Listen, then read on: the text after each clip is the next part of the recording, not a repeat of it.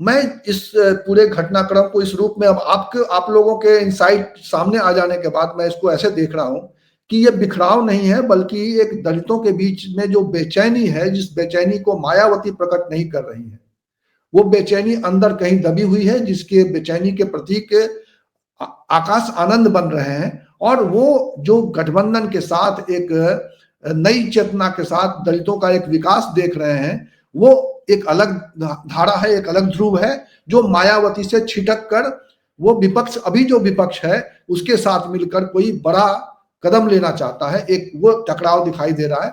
और रामदन जी, आपसे हम ये जानेंगे कि क्या 2027 के पहले बसपा के भीतर कोई बड़ा, इस तरह आकाश आनंद जिस तरह से इशारा कर रहे हैं, जो उनके ट्वीट में है कि वो अब रुकने वाले नहीं हैं, उनकी राजनीति अब आगे बढ़ चुकी है, वो किसी रूप में आगे बढ़ेंगे, तो क्या आप देख रहे हैं कि जो दलितों के बीच में जो एक कुंठा घर कर गई है कि उनका रहनुमा नहीं रहा, वो रहनुमा मायावती को मानते थे लेकिन वो उस तरह से एक्ट नहीं कर रही थी, और वो बीजेपी की बी टीम की तरह एक्ट कर रही थी, जिसकी वजह से उनकी ताकत जो है लगातार घट रही थी। 27 में आपको लग रहा है कि ये दलितों के जो एक अलग उनकी जो अंदर से बेचैनी है, उसका उदय होते हुए आप देख रहे हैं आकाश आनंद के नेतृत्व में, या और भी लोग हों उसके साथ?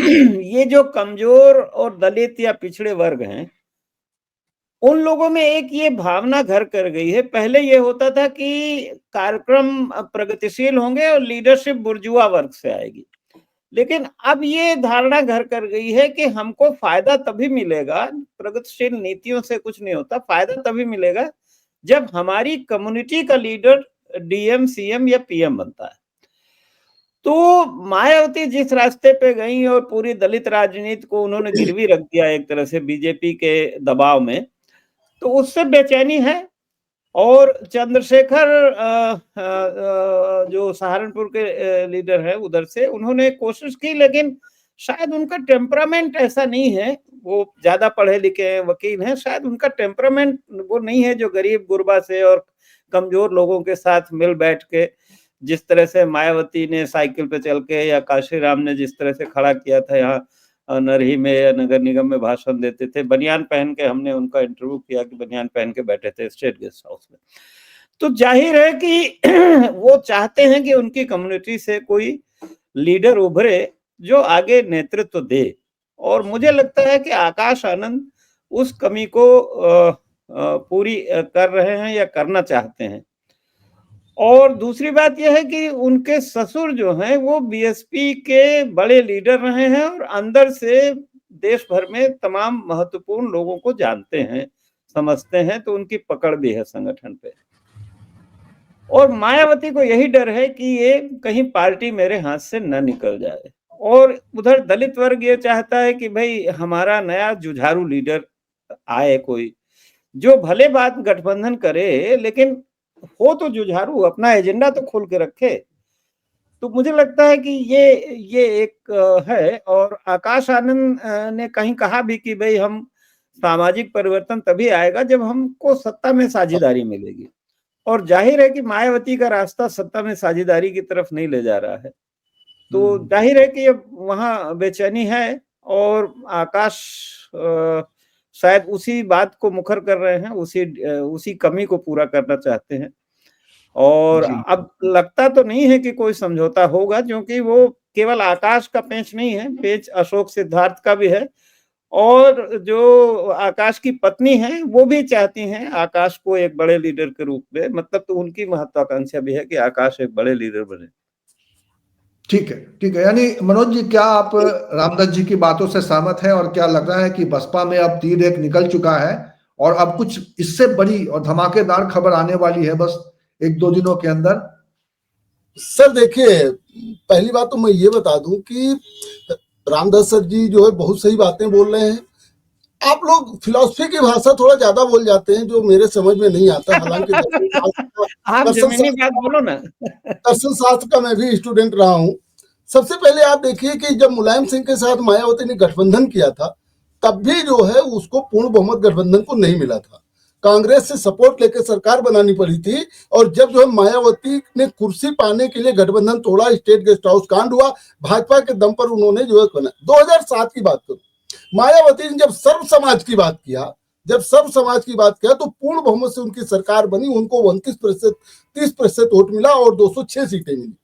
उसके बाद 2012 में वही 80 सीट पे आ गई, 2017 में देख लीजिए तो 19 सीट पे आ गई, 2022 में देख लीजिए तो जो है क्या कहते हैं कि 1 सीट पे आ गई।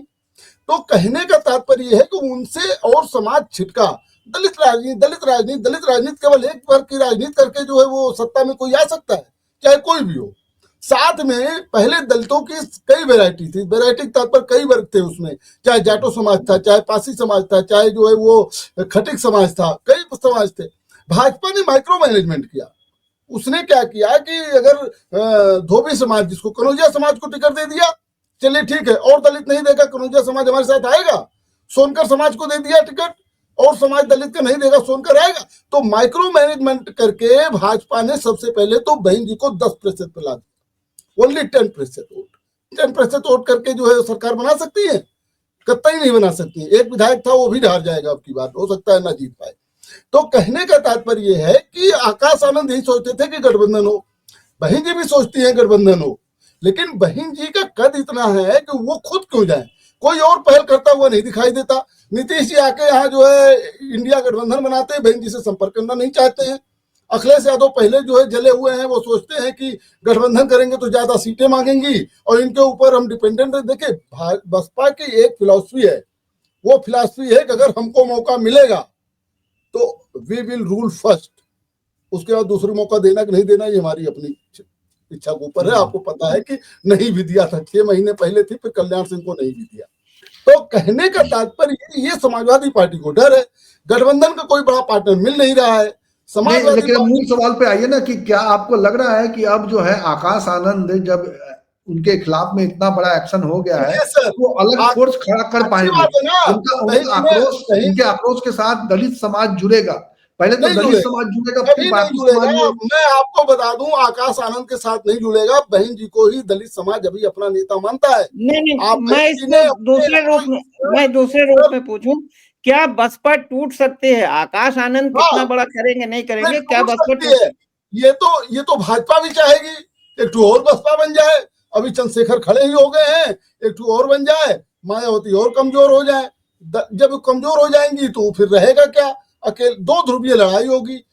कांग्रेस चाहती थी कि बसपा से गठबंधन हो जाए, क्योंकि सपा के शासन को अगर सर देख लीजिए, एक सेकंड, अगर सपा और भाजपा विकल्प हो तो अगला जो है भाजपा को और देना पसंद करता है, सपा को नहीं देना पसंद करता।